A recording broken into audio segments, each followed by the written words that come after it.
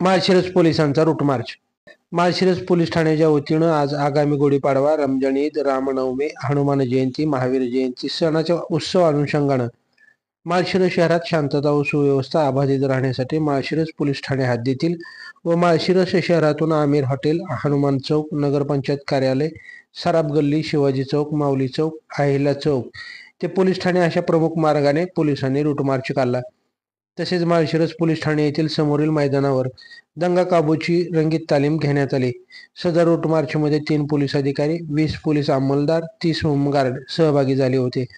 सदरचा route march व दंगा काबू रंगीत तालीम सकाळी 10च्या दरम्यान सुरू होऊन 11:30 वाजता संपन्न झाली. सदर रूट मार्च राहुल मडावी, परिक्षेत्र DYSP माळशिरस पोलीस ठाणे यांच्या मार्गदर्शनाखाली सुनील जानकर, स्वाती पवार यांच्यासह पोलीस ठाण्याचे सर्व पोलीस मित्र यांच्या उपस्थितीत पार पडला.